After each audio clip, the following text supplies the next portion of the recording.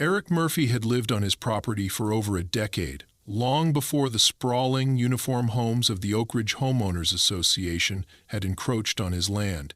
When he first bought it, the area had been nothing more than open fields and scattered farmhouses, untouched by the rigid rules of an homeowner association. His land, a peaceful 2-acre retreat, sat on the outskirts of the new community, a glaring reminder of independence in a neighborhood obsessed with conformity. He had no interest in selling, no matter how much the homeowner association expanded or how many times their members tried to push their policies onto him. But homeowner association president Karen Fields had other plans. Karen had been running the Oak Ridge Homeowner Association with an iron fist for the past 3 years. Under her leadership, the association had become notorious for its draconian rules. Grass-length regulations, specific shades of paint homeowners were allowed to use, and even a rule dictating the acceptable placement of patio furniture. She thrived on control, and nothing irked her more than Eric's property sitting untouched and unregulated right next to her neighborhood. It was an eyesore in her mind, a rogue piece of land that had no business existing outside of homeowner association jurisdiction. So when the board decided they wanted to expand Oak Ridge's community space with a park and picnic area, Karen knew exactly where it should go. She had convinced herself that Eric's property was wasted potential, and that, sooner or later, he'd have no choice but to sell. One late afternoon, as Eric sat on his porch with a cold beer in hand, he spotted Karen approaching. She walked with purpose, a stiff smile plastered across her face, holding a folder neatly tucked under one arm. Eric sighed. He already knew where this was going. "Good evening, Eric," Karen greeted, stopping just shy of his porch steps. Her voice was sickly sweet, the kind of forced politeness that set off alarm bells. Eric leaned back in his chair, nodding slightly. Karen didn't wait for an invitation to continue. "I won't take up much of your time," she assured, pulling out a paper from the folder. "The Homeowner Association Board has been discussing ways to improve the community, and we have a wonderful opportunity for you." Eric raised an eyebrow. "That's so?" Karen's eyes glimmered with excitement. "Yes, we'd love to make you an offer on your property. The association is expanding our community green space, and your land would be perfect for a small park and a family picnic area. Just imagine, a space where children can play safely, where families can gather, all thanks to your generosity." She slid the paper toward him. "We're prepared to make a very fair offer." Eric didn't bother picking up the paper. Instead, he took another sip of his beer and let a beat of silence stretch between them before finally speaking. "I'm not selling, Karen." Karen's smile faltered just for a second before she quickly composed herself. "Oh, I understand. This is a big decision. But trust me, we've come up with an extremely generous package. In fact, we're offering you above market value. That's rare for any sale. You really should take a look." Eric shook his head. "Not interested." Karen's lips pressed into a thin line. "Eric, this is a once-in-a-lifetime opportunity. You're sitting on land that could benefit everyone. Think of the children. Think of the community. I'd hate to see you miss out on something so beneficial for everyone here." Eric chuckled under his breath. "Karen, you and I both know this isn't about the community. This is about you wanting control over something you can't have. My land isn't for sale. Not now, not ever." Karen's smile was gone now, replaced with a look of mild disbelief. She had expected some resistance, but not this level of immediate and unwavering refusal. She was used to people bending, to them hesitating, to them at least pretending to consider her offers. But Eric didn't even entertain the idea. "I understand your hesitation," she said, trying a softer approach. "But maybe you're not considering the long-term benefits. Your property is valuable, yes, but it requires upkeep, the taxes, the maintenance, the hassle of managing all this land. It adds up, and let's be honest, Eric, your property is sticking out in this community. It doesn't fit with the rest of Oak Ridge." Eric let out a dry laugh. "Exactly. That's the way I like it." Karen's nostrils flared slightly. "It would be a shame if you found yourself dealing with unnecessary difficulties. You know, when an area becomes more developed, it's easy for things to get complicated. Eric's eyes darkened. He recognized the thinly veiled threat for what it was. Homeowner association had no authority over his land, but that didn't mean Karen wouldn't try to make his life miserable in other ways. He'd seen it happen before. Homeowner association finding loopholes, making complaints to the city, filing bogus reports to code enforcement just to harass homeowners into compliance. He set his beer down and stood up, towering over Karen. "I'll make this real simple for you, Karen. My land is not for sale. No matter what you offer, no matter what you try, no matter what games you play, I'm not selling. So you can take that paper and save yourself the trouble of coming back." Karen's expression hardened. She studied him for a moment, as if trying to determine whether he was bluffing. Then, with a forced chuckle, she tucked the paper back into her folder. "Well," she said, taking a step back, "that's disappointing to hear. But I respect your decision." Eric nodded. "Glad to hear it." Karen turned on her heel and started walking back toward the street. But just before she left, she glanced over her shoulder with a sly smirk. "You know, Eric, sometimes people don't realize how much of a burden their property can become until after they've made the wrong choice. I do hope you don't regret this." Eric watched as she disappeared down the sidewalk, her posture rigid, her movements a little too stiff for someone who had supposedly respected his decision. He let out a deep sigh, shaking his head. This wasn't over. Not by a long shot. The first sign of trouble came 3 days after Eric had rejected Karen's offer. It was a crisp morning, the sun just beginning to rise, casting long shadows across his land. Eric had stepped outside with his usual cup of coffee, enjoying the quiet, when he noticed something unusual. A bright orange notice stuck to his mailbox. Frowning, he walked over and ripped it off, skimming the bold print at the top. "Violation notice, failure to maintain lawn aesthetics, fine, $250. Eric let out a short, humorless laugh. This had to be a mistake. He wasn't even under the homeowner association's jurisdiction. He turned the paper over, half expecting it to be some kind of prank, but there it was. The official Oak Ridge Homeowners Association logo stamped in the corner. He wasn't even finished with his coffee before a second discovery soured his morning further. A small group of people stood at the edge of his property, staring at his house and murmuring among themselves. Some of them had clipboards. Eric recognized one or two, neighbors from the Oak Ridge community, but not ones he had ever spoken to. Taking a slow sip of his coffee, Eric made his way toward them. The murmuring stopped as he approached, their gazes flicking between him and something they were clearly documenting. "Morning," Eric greeted, his voice calm but firm. "Something I can help you with?" One of the men, a balding guy with wire-rimmed glasses and an Oak Ridge Homeowner Association badge pinned to his polo, cleared his throat. "Just conducting a routine assessment," he said, as if that explained anything. Eric narrowed his eyes. "Assessment of what, exactly?" The man glanced down at his clipboard. "Your lawn, for one. It's not in compliance with community standards. The homeowner association has certain expectations, and unfortunately," Eric cut him off with a sharp chuckle. "Let me stop you right there. I don't have to comply with your homeowner association's expectations. I'm not a member." The man blinked. "Excuse me?" "You heard me," Eric said, crossing his arms. "This property isn't part of the Oak Ridge Homeowner Association. Never has been. I don't pay your fees, I don't follow your rules, and I sure as hell don't answer to your little assessments." The small group exchanged nervous glances. One woman leaned toward the man with the clipboard, whispering something.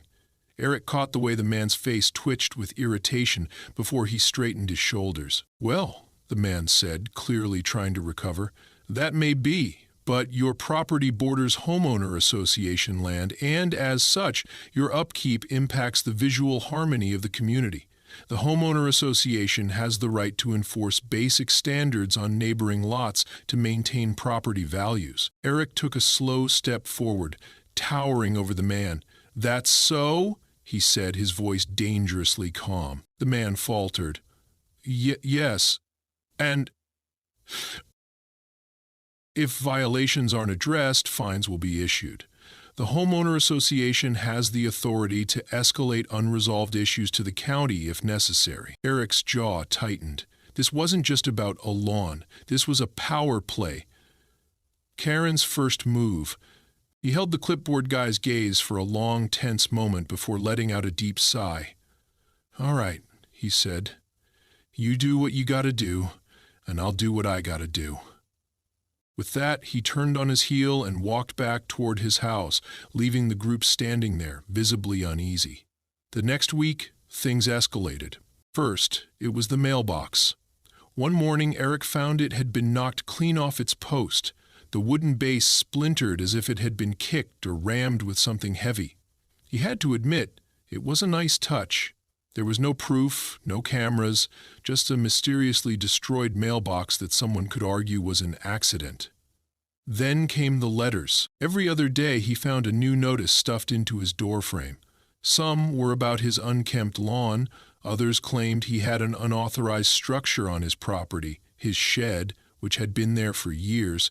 He even got a warning for excessive outdoor storage, which he assumed referred to the pile of firewood he kept stacked near his fence. Each letter was signed, sealed, and delivered by the homeowner association. But the real kicker? The fake bills. Eric had just finished fixing his mailbox when he found a thick envelope in his mail. It was an invoice, listing several months' worth of unpaid homeowner association dues. Over $1,000 in total. At the bottom, a bright red warning. Failure to pay within 30 days will result in a lien being placed on your property. Eric exhaled sharply through his nose. He grabbed his phone and dialed the number at the bottom of the letter. A crisp, automated voice answered first, directing him through a maze of menu options before finally landing him on a human representative. "This is Lisa with Oak Ridge Homeowners Association. How can I assist you today?" Eric clenched his jaw. "Yeah, I just got an invoice claiming I owe homeowner association dues." "I don't.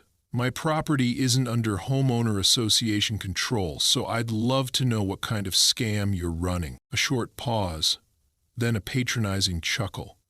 "Sir, if you received a bill, it means you're responsible for those dues. Let me say it again. I am not part of your homeowner association." "Well, that's not what our records show." Eric felt his pulse quicken. "Oh, really? Then you should double-check, because I never signed anything, never agreed to anything, never paid anything." A sigh. "Sir, we can't discuss individual cases over the phone, but if you believe there's been an error, you're welcome to dispute it in writing. Otherwise, the balance remains due." Click. Eric stared at his phone. They had hung up on him. This wasn't just harassment anymore. This was fraud. They were trying to force him under homeowner association control, using every dirty trick they had. And knowing Karen, this was just the beginning. Eric took a deep breath, forcing himself to think. If Karen wanted a fight, she'd get one, but he wasn't going to play by her rules. If she thought he'd roll over and let the homeowner association push him out, she had no idea who she was dealing with. Eric barely had time to process the fake homeowner association bills before the next phase of Karen's plan kicked into high gear. 2 days after the phone call, he woke up to the sound of construction. It was early. Too early for anyone to be running power tools, and the noise was coming from the edge of his property. When he stepped outside, still groggy from sleep, his eyes widened. A group of men in fluorescent vests were hammering a fresh wooden sign into the ground at the edge of his property. A sign that read, "Future site of Oak Ridge. Community Park." Eric stared for a moment, wondering if he was still half asleep, but no, this was real. "What the hell?" he muttered, setting his coffee down on the porch railing before striding toward the workers. "Hey," he barked, "what do you think you're doing?" One of the workers, a man with graying hair and a clipboard, barely looked up. "Just putting in the notice, sir. We're set to start ground prep next week." Eric clenched his jaw. "You're on my land." Now the man looked up, blinking in confusion. "This is homeowner association property, sir." Eric let out a sharp laugh, but there was no humor in it. "No, it's not." The man frowned, flipping through the pages on his clipboard. "Says right here, this land is under Oak Ridge Homeowners Association jurisdiction. Eric took another step forward, his voice low and steady. Then your paperwork is either forged or just plain wrong. This land belongs to me, and if you so much as put another nail into the ground, you're trespassing. A long silence stretched between them. The workers exchanged nervous glances, suddenly unsure. Finally, the man with the clipboard sighed, rubbing the back of his neck. Look, we were just following orders. You got a problem? Take it up with the homeowner association. Oh, don't worry, Eric said, voice dripping with restrained anger. I will. The workers hesitated for a moment before slowly gathering their tools. Eric yanked the wooden sign out of the ground himself, tossing it into the back of his truck before heading inside. He already knew who was behind this, and he was done playing nice. By the time Eric reached the homeowner association office, he was seeing red. The Oak Ridge Homeowner Association building sat at the edge of the community, a pristine brick structure that looked more like a law firm than a neighborhood office. Inside, everything was sterile. White walls, artificial plants, and a receptionist with an expression that screamed, "I hate my job." Eric didn't wait to be acknowledged. He strode straight to the counter, tossing the wooden sign onto the desk with a loud thud. "I need to speak with Karen," he said, his voice dangerously calm. The receptionist blinked at the sign, then at Eric. "Do you have an appointment?" "No," he said, "but tell her Eric Murphy is here. And if she doesn't see me now, I'll be making a call to my lawyer instead." That did the trick. Less than a minute later, Karen appeared in the doorway, her usual smug expression firmly in place. "Eric," she said, feigning surprise, "I wasn't expecting you."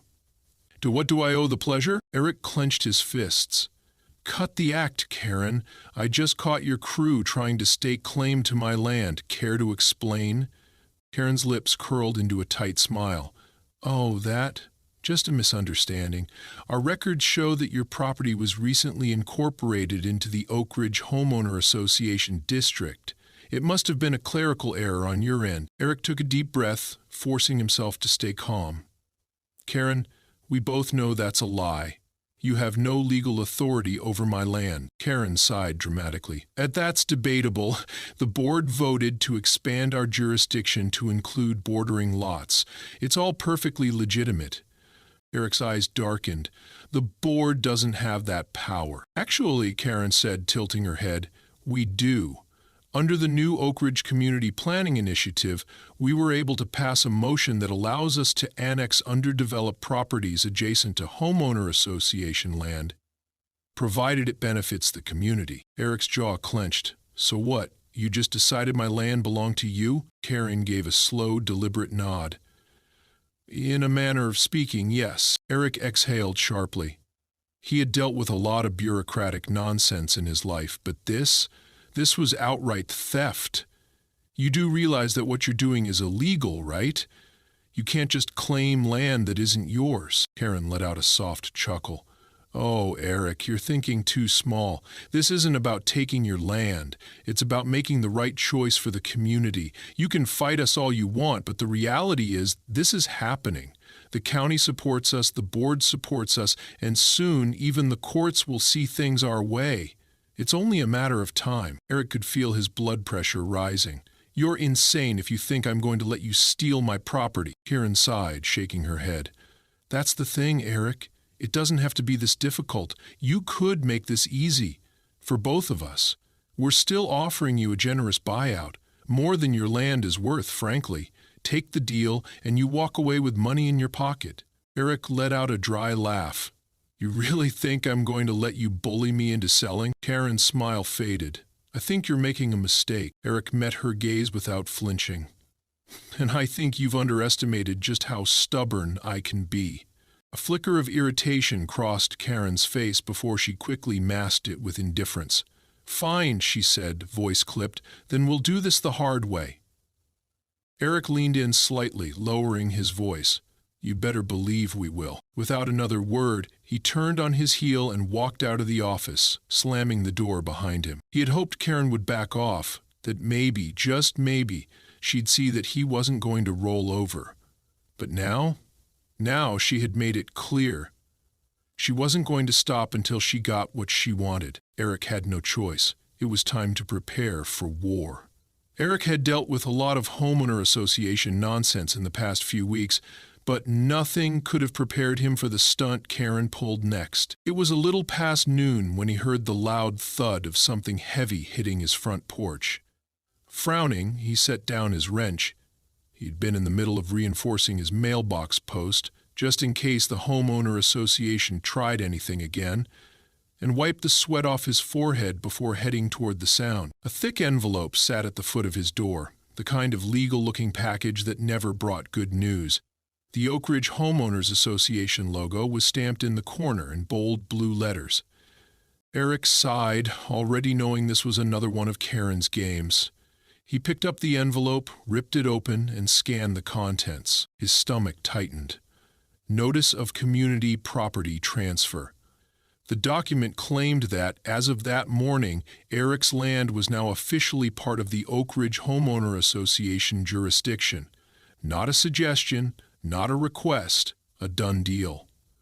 The papers even referenced a supposed agreement with the county, though no such agreement had ever been signed by Eric. At the bottom was a final warning. Failure to comply with Oak Ridge Homeowner Association guidelines will result in legal enforcement and removal from the premises. Eric clenched his jaw so hard it ached. Karen wasn't just harassing him anymore. She was outright fabricating legal claims. He grabbed his phone and dialed the number listed at the bottom of the letter, not even bothering to mask the fury in his voice when the line connected. "This is Eric Murphy. I just got a letter saying my land is part of your homeowner association now. Care to explain this outright fraud?" The receptionist stammered something about new policies and community improvements, but Eric wasn't in the mood for scripted corporate nonsense. "Put me through to Karen." Now. A few seconds of muffled background noise, then Karen's too smooth voice came through. "Eric? Always a pleasure. You're insane if you think this is going to work," Eric growled. "You can't claim my land just because you want to. I don't care what paperwork you forge. I don't care what fake votes you hold. This is illegal." Karen sighed, as if he were the unreasonable one. "Eric, this is a simple administrative transition, nothing personal. The county approved our request to incorporate adjacent lots into homeowner association management. Your land was included. It's for the benefit of everyone." Eric let out a sharp laugh. "You expect me to believe that? You really think the county's going to back you when I take this to court?" A long pause. Then Karen's voice dropped into something colder. "Eric, I strongly advise you not to make this difficult." Eric was about to fire back when something outside caught his attention. A black SUV had pulled up in front of his driveway, its tinted windows making it impossible to see inside. 2 seconds later, another car followed, a police cruiser. Eric's grip tightened around his phone. "Karen, what did you do?" A note of amusement entered her voice. "Oh, didn't I mention? You're currently trespassing on homeowner association property." Eric went still. "You called the cops on me?" he said slowly, barely able to keep his voice steady. "I had no choice," Karen replied, mock sympathy dripping from every word. "You refused to cooperate, and as an homeowner association officer, I have a duty to ensure our community remains safe and orderly. Since you refused to vacate after official notice, I had to escalate the matter." Eric barely heard her anymore. His focus was on the cruiser as 2 uniformed officers stepped out, adjusting their belts. One of them said something into his radio before both started walking up the driveway. This was happening. Karen had actually called the cops on him. Eric took a deep breath, squared his shoulders, and walked to meet them halfway. He had nothing to hide, but he also knew how quickly situations like this could spiral out of control. The older of the 2 officers, a stocky guy with a mustache, gave Eric a slow once-over before speaking. "Afternoon, sir. We got a call about an unauthorized occupant refusing to leave homeowner association property." Eric let out a sharp breath. "You mean my property?" The officer's brow furrowed slightly. "According to the report, this land has been annexed under the Oak Ridge Homeowner Association, and you've been notified to vacate." Eric could feel his pulse in his ears. "Officer, this is my land. I've owned it for over 10 years. The homeowner association has no legal claim to it, no matter what paperwork they try to push. The officer exchanged a glance with his partner, a younger guy who had been quietly listening. "Do you have proof of ownership?" the younger one asked. Eric didn't hesitate. "Inside, I have my property deed, mortgage records, and tax receipts." The older officer nodded. "All right, let's see them." Eric turned toward the house, but before he could take more than a step, a sharp voice called out, "That won't be necessary, officers." Karen was standing at the edge of the driveway now, arms crossed, lips curled in a victorious smile. "This is a waste of time," she continued smoothly. "The homeowner association board has already processed the transfer. The paperwork is with the county. He's just stalling." The officers hesitated. Eric took a slow breath before turning fully to face them. "You don't have to take my word for it," he said evenly. "Check with the county land records office. I guarantee you'll find that the deed still has my name on it." Karen's smile tightened. For a long moment the officers stood there, weighing their options. Finally, the older one let out a small sigh and turned to his partner. "Call it in." Karen's eyes flashed. "You don't need to waste resources on—" "We do," the officer interrupted. "This is a property dispute. We're not going to remove anyone until we verify the claim." Eric fought the urge to smirk. He watched as the younger officer stepped away, radioing dispatch to check county records. Karen was still standing stiffly, her face carefully composed, but he could see it now. The subtle clench of her jaw, the slight twitch in her fingers. She knew she was losing. Minutes passed. Then the younger officer returned, holding his radio in one hand. "County records confirm the deed is still in Mr. Murphy's name," he reported. Karen's mouth opened, then shut. The older officer turned to her. "Ma'am, unless you have an official court order stating otherwise, this is still his private property." Karen let out a forced laugh, shaking her head. "This is ridiculous. The paperwork must not have been updated yet." The officer cut her off. "That's not how it works." He turned back to Eric. "Sorry for the trouble, sir. You're free to go about your day." Eric nodded. "Appreciate it." Karen took a step forward. "But I'd suggest," the officer interrupted firmly, looking directly at her, "that the homeowner association cease any further attempts to harass this property owner. Otherwise, Mr. Murphy will have full legal grounds to file charges for harassment and fraudulent claims." Karen's face went pale. Eric met her gaze, giving her the smallest, most satisfied smirk he could manage. This round, he had won. But he knew Karen wouldn't stop, and next time, he'd be ready. Eric had won the battle, but he knew the war wasn't over. Karen had been humiliated in front of the police, her fabricated claim to his property dismissed in minutes. But she wasn't the type to accept defeat gracefully. Sure enough, the very next morning, a fresh stack of homeowner association violation notices was taped to his front door. The sheer absurdity of the allegations made Eric laugh out loud. Unauthorized structure on property, his shed, again. Failure to comply with mandatory landscaping standards, his grass was trimmed but apparently not Karen approved, and even a public nuisance complaint with no further explanation. It was pathetic, really.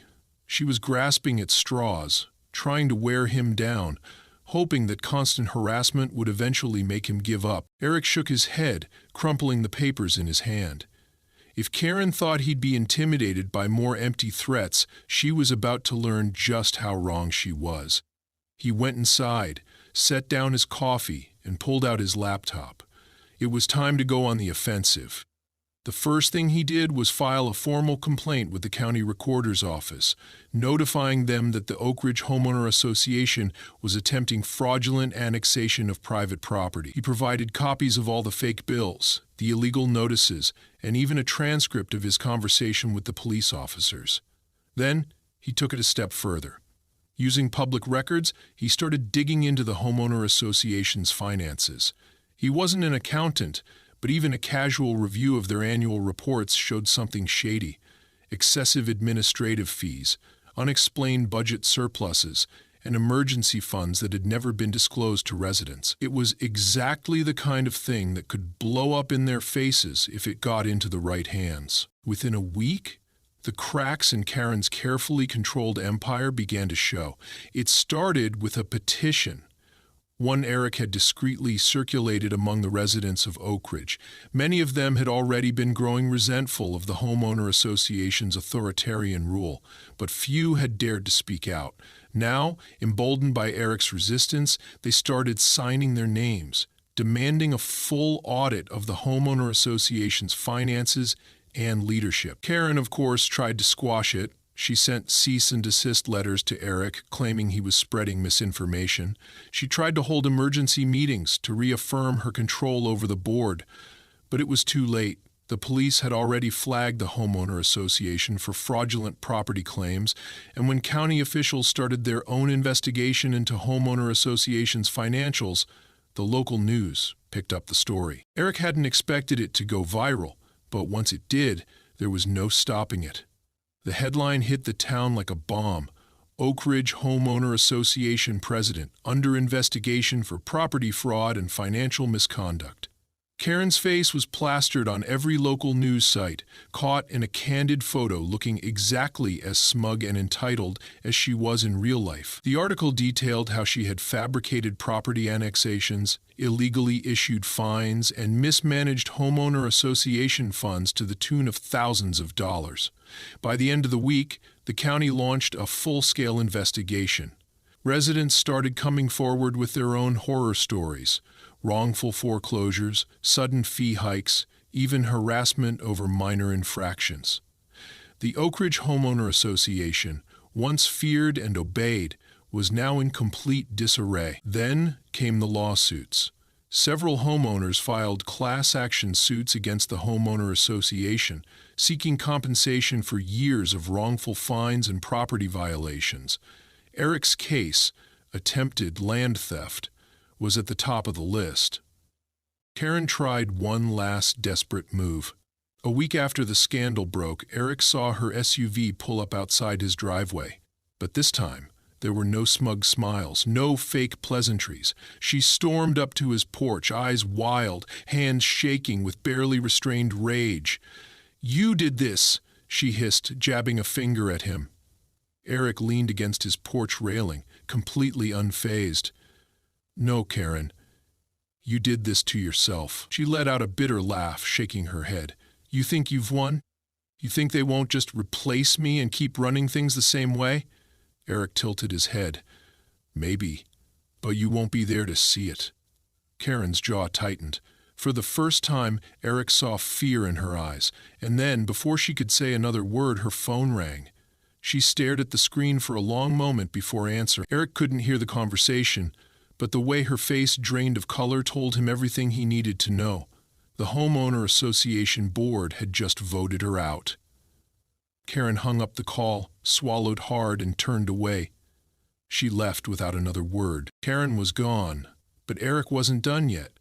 With her removed from power, the remaining Homeowner Association board members were forced to negotiate with the homeowners.